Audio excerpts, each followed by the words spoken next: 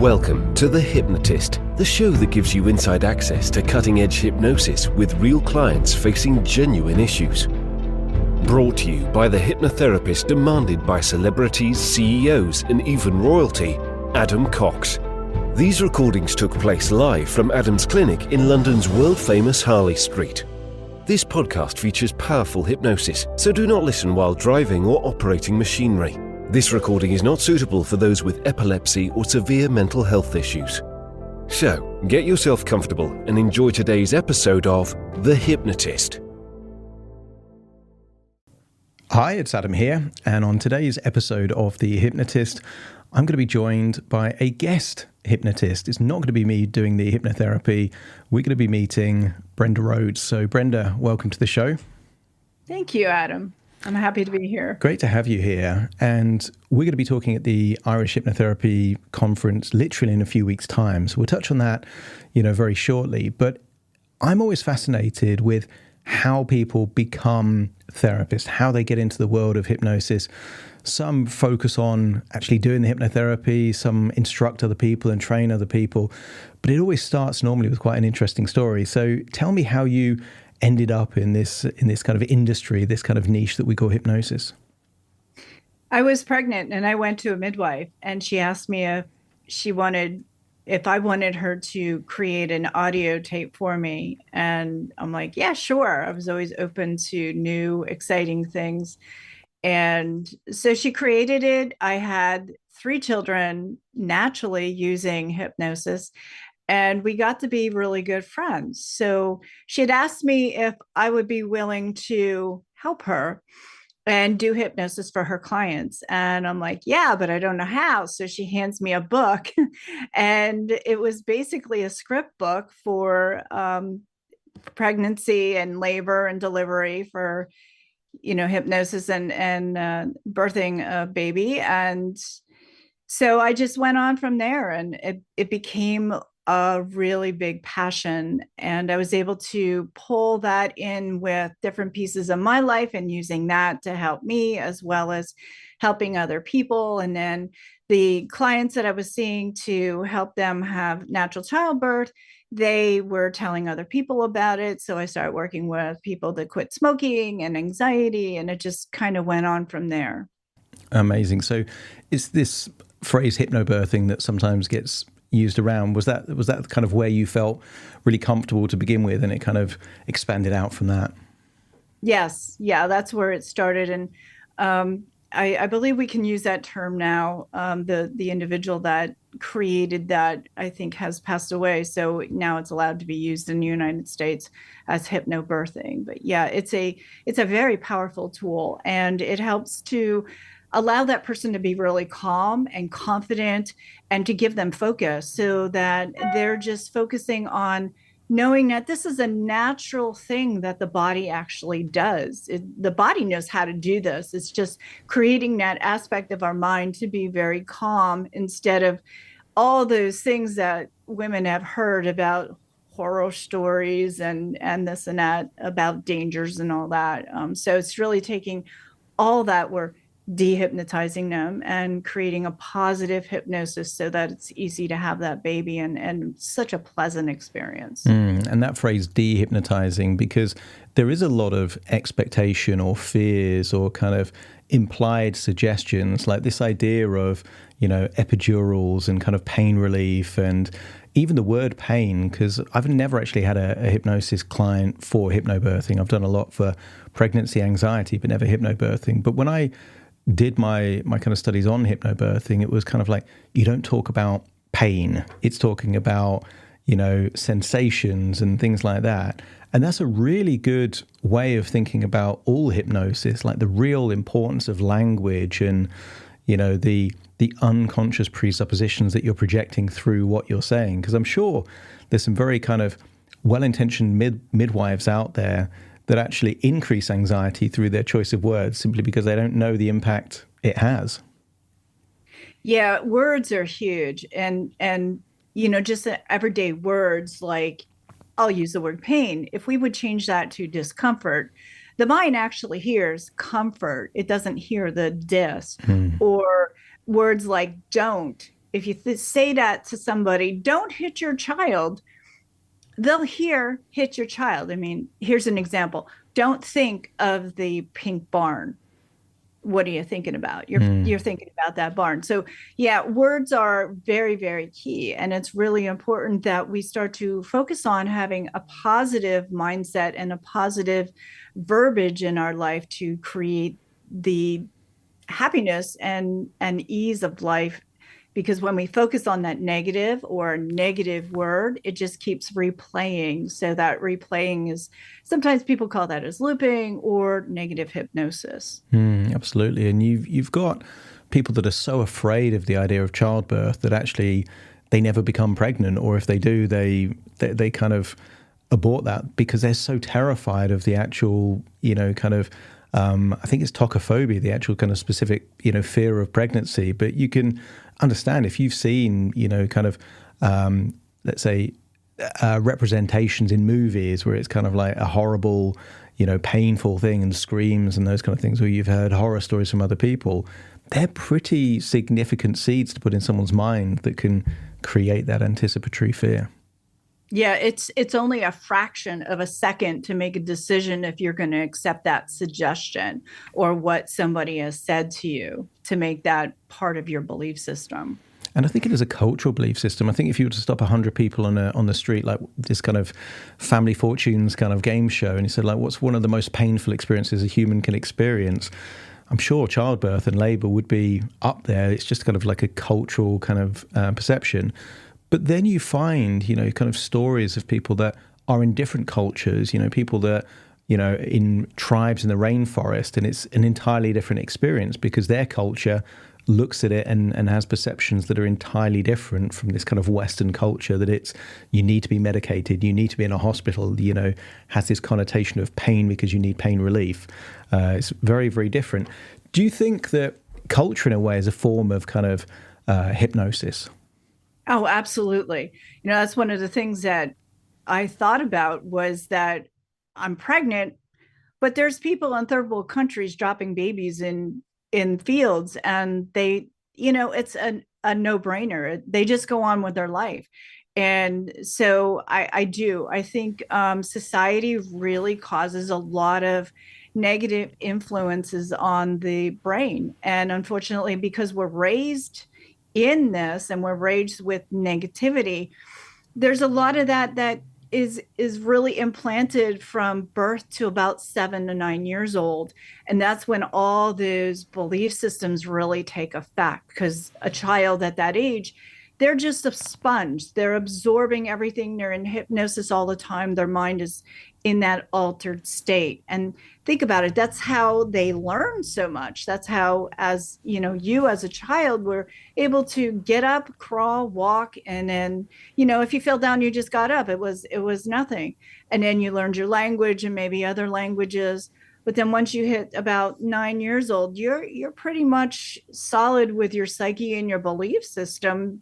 And unfortunately, a lot of the stuff that we've been told by society, by religion, by our parents, by our friends, it really doesn't work for us. It may be somebody else's perspective, and that's their perspective, but it's not our truth. However, we're being navigated from those earlier years of somebody else's truth. And that's why, hypnosis is really, really profound, because we can go to those places where those truths were accepted at that time and help that person to realize, hey, yeah, that's not my truth anymore, or that never was my truth. I can do something different, and I'm okay for doing that. Yeah, and to question that requires a certain level of awareness, because I think a lot of this kind of socialization or just belief systems that we have is, you just accept, like, if you were colorblind, you would kind of guess or assume that everyone else sees the world the same way that you do, without really knowing that they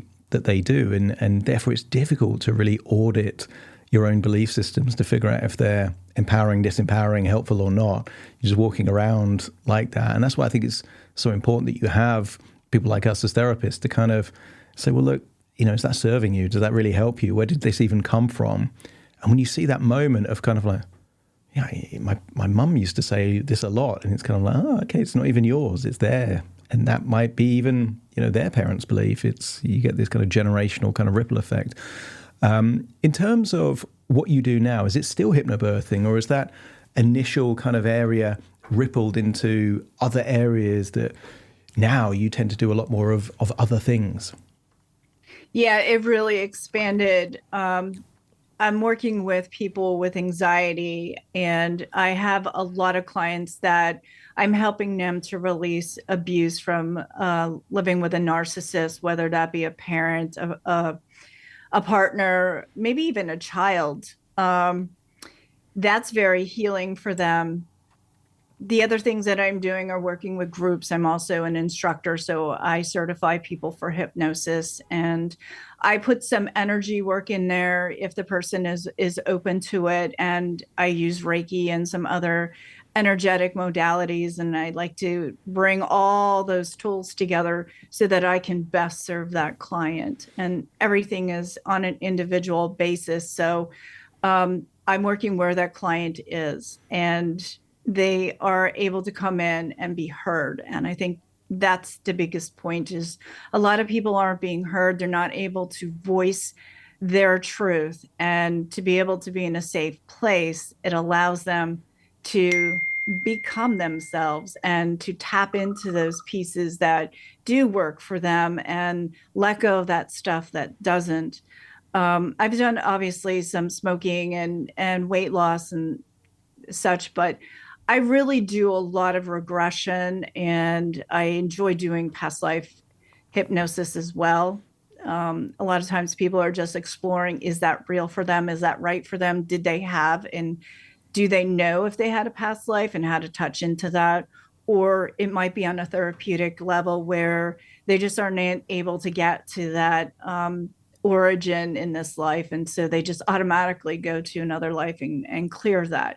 Whether it is or it isn't, it really doesn't matter to me. It's the point that it is helpful for them, and they can move on with their life and do those things that they need to do and be happy. I would agree with that 100%, because I think people get bogged down, if they read the book, Many Lives, Many Masters, or they hear of experiences, it becomes obsessed. Is it real? Is it true? Are you actually going back to a previous life? But this is therapy. Like, the most important thing, does it lead to a breakthrough? Does it lead to a change? And I find that whether it's real or not, it's a fantastic metaphor, because we know humans can create real experiences in real time, because that's what dreaming is. Like, it's not, people don't wake up and say, is that real? It's like, it felt real while they were there. And I find that past life regression is so powerful if people either don't know where the issue came from, or they don't want to know where it came from. If if something horrible's happened, much better to deal with that in a different life, because it's a form of disassociation. Whereas, you regress to a very horrible time, there's ways of doing it, as but, it can actually kind of trigger people into, certain abreactions and those kind of things. Where do you find past life regression to be particularly useful? I think a lot of it is where it's affecting the person in this life.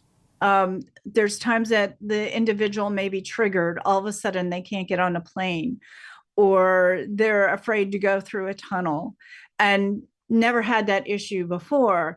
And that gives us the ability to work with them to go to the origin. Like I said, it might be something that have been heard by parents when you were a tiny child. But if it was a past life, then you could tap into that origin and allow that individual to recognize, oh, okay, this happened then. I may have carried it over from another life, or I carried a belief over from somebody else when I was younger. I can change this. I can imagine and envision a whole new story, to rewrite that story. And by working in that level of the subconscious mind, it allows that person to just shift it like that. I mean, it's so quick. It's so amazing to be able to watch somebody just be able to move into a position of standing in their power and strength. Yeah, it can be very empowering. And I always kind of equate it a little bit. I don't know if you remember the TV show from the 1980s called Quantum Leap, where he used to kind of wake up in a different body and those kind of things. I kind of look at, and the kind of connotation of that is that his work is done when he's resolved whatever the issue was in that life, and then he kind of goes on. And I think, that really maps across with the essence of past life regression. You're going back to some kind of issue or unresolved issue for either wisdom, understanding, or some kind of a change.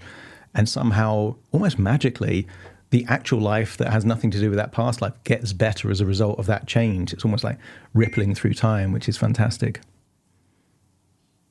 Yeah, it is amazing. And I do remember that show. And in fact, I was enamored by that show. So, I think hypnosis came in much earlier than in my awareness.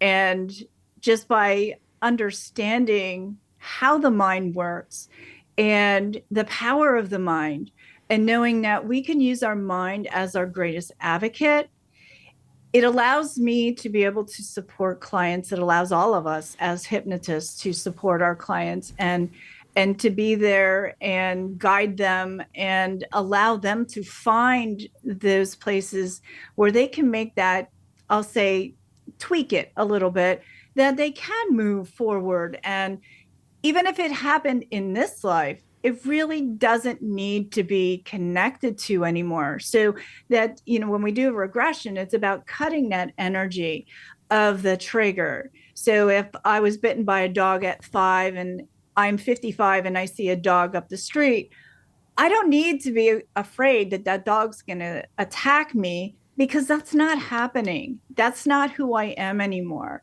And it's really important to use our mind in ways that we can know very deeply within our core that we can change our perception. We can change our story. And I think one of the big things is to stop talking about the same thing over and over and over, or saying it to ourselves in our mind over and over and over, because that's what keeps traumatizing us, and the trauma's not even happening. And hypnosis is that great tool to be able to just cut that, cut the cord of that, Yeah, couldn't agree more. We're in different parts of the planet. There you are in the States. I'm here in London, in England. But we're both going to be in Dublin in a few weeks' time at the Irish Hypnotherapy Conference. Tell us what you're going to be talking about and what your presentation's all about.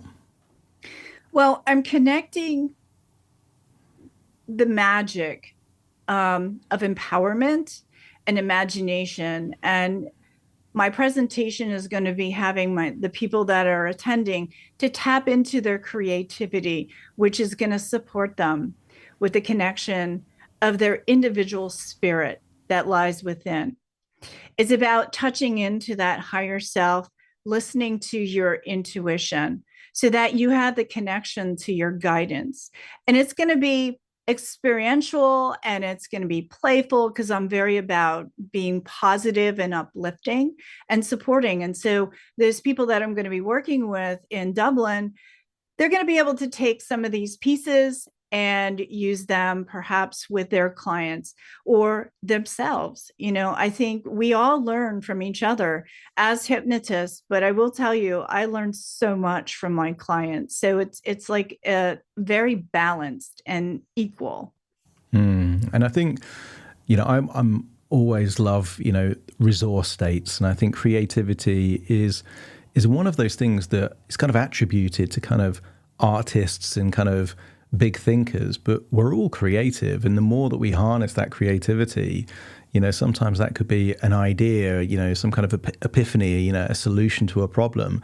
And I think a lot of people, that muscle isn't really being used that often. So anything to unlock more creativity, I think, is great. And I think of intuition as kind of like the communication channel of the unconscious. It's, for a lot of people, it's like a very quiet voice. They don't even pay attention to it unless it's something like anxiety or something like that. And then it's not necessarily helpful intuition. But when it is that kind of encouraging, supportive, like, what a wonderful tool to have this like special superpower that is kind of like, you're not doing it and it's helping you make choices and those kind of things. When you think of the intuition, do you think of it more in terms of, because some people think of it as the NLP submodality, so like the gut feel or the inner voice, or is it a combination for you? What is the primary channel that you think intuition is kind of at its strongest when it's helpful? I think for me, intuition is really listening to my higher power, my higher source. I believe that we all hold the answers within ourselves. And I believe that we all have guidance, and whatever that guidance that person is connected to, it might be source, it might be spirit, it might be God, it might be Mother Nature, it might be just the brain. It really doesn't matter.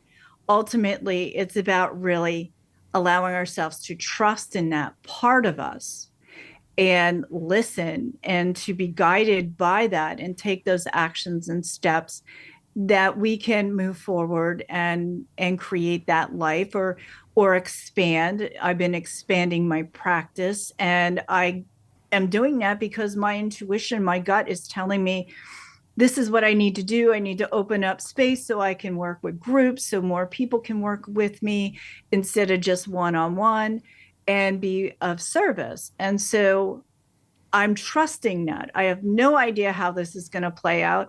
I do know that there's a reason, and I just followed through on it. And I know that I will have that answer when it comes. And I think the great thing about those times when you do trust your intuition, it does really, give you that kind of positive reinforcement. Most of the time it's kind of like, you're not really sure if it's the right decision, but I'm going to go with my gut. You do.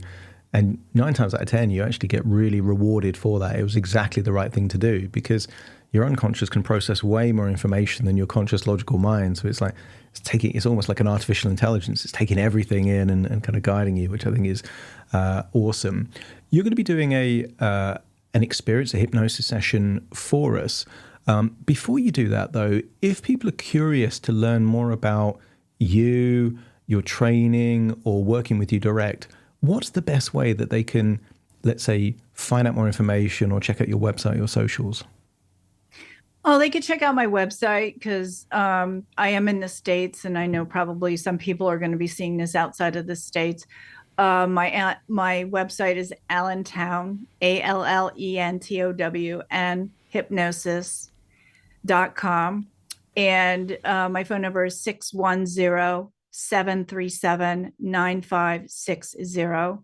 They can text me. I'm sure reach me on WhatsApp, but we don't in the States use WhatsApp a lot. But you can always send an email at hypnobrenda88@yahoo.com as well. Perfect. So we've got a few different things. We'll make sure they're in the links as well. So tell us about this hypnosis you're about to do. Just give it a bit of a tee up for us. So it's a vagal nerve hypnosis technique that I want to teach, and it's very simple, and it's very, very, very profound. So I'm just going to ask you to take a nice deep breath and let it go. And now, as you take your next deep breath, inhaling, roll your eyes up to the ceiling and hold it. And exhale. As you exhale, roll your eyes down to the floor. And now close your eyes and inhale once again. With your eyelids closed, roll your eyeballs all the way up as if you're looking out the top of your head. And hold them up. And letting go, exhaling and rolling your eyes down as if you're looking out through your belly button to the floor. And one more time, just taking a nice gentle breath in, rolling your eyes all the way up with your eyelids closed, looking up at the top of your head, holding them up.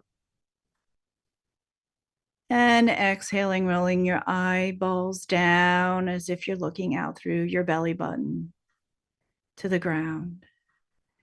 And feel your body just relaxing.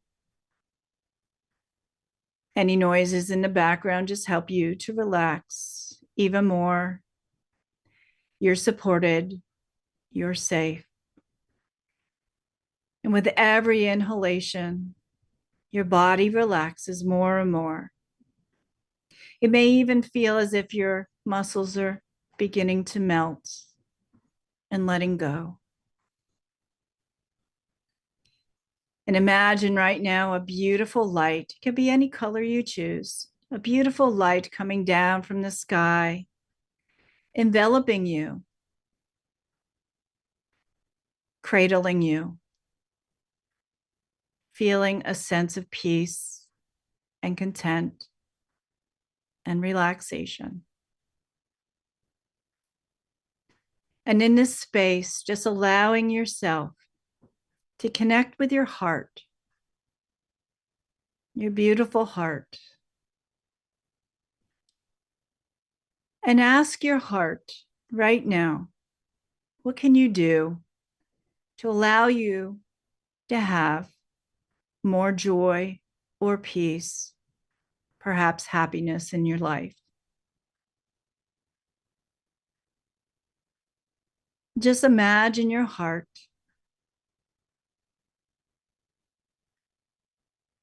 speaking to you.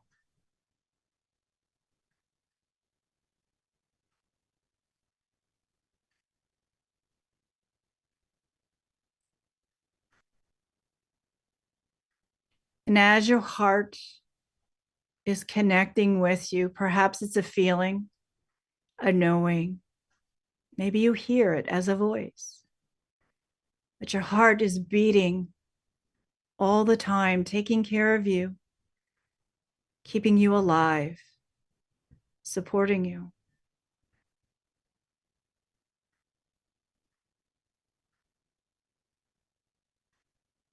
And perhaps your heart is just allowing you to know it's about taking better care of you, doing something good and right for you. Maybe it's about taking some time and reading a book. Or perhaps it's about letting go of a situation that is causing stress. You can think of your heart as intuition, that part of you that knows all the right answers for you. And allowing yourself to absorb. And maybe it's not a way that you're used to. Maybe you just allow yourself to be in a pleasant, peaceful place right now. And that's all you need.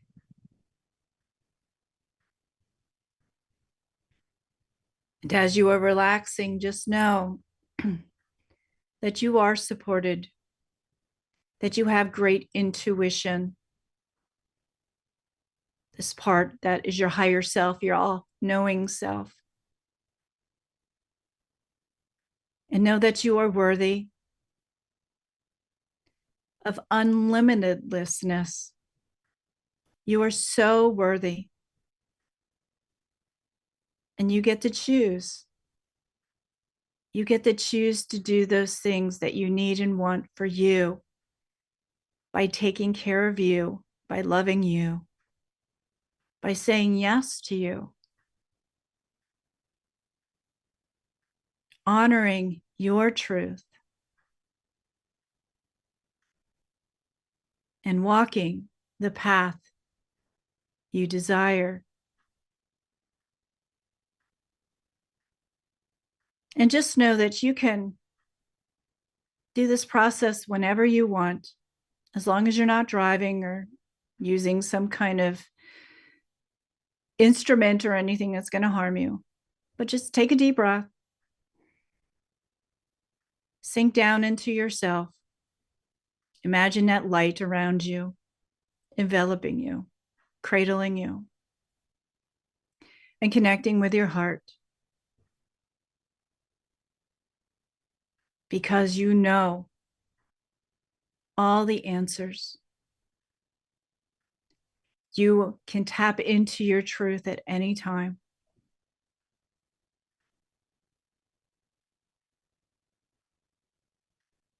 So I'm going to count to 3. And when I reach the number 3, you'll come back. Take a moment and thank your heart. Thank your higher being. And allow yourself to meld in gratitude gratitude for your life, gratitude for just being, gratitude for your heart, your body, and everything that's in your world. Beginning to come back now. 1, feeling the room around you. 2, your eyes are beginning to open. And 3, coming all the way back, just feeling really relaxed, really calm, very, very peaceful. Raise your hands up in the air and stretch your body and say, yes. Yes. That was great, Brenda. That was a really, really relaxing, really nice experience. And for people listening at home, what would you hope that they get from that experience? What's the key? The key is to stop, to get the mind calm, to be able to give themselves just a little bit of time, which is loving, very loving to the self. It's something that most people aren't doing. There's, at least in the US, there's this big concept of you need to take care of everybody else. You come second. And we end up not taking care of ourselves at all. So it's just about taking those few moments and bringing yourself into that peacefulness. And sometimes, we may not get answers at that moment, but I've had many times when I just took time, gave my mind a break, relaxed my body, enjoyed being in that.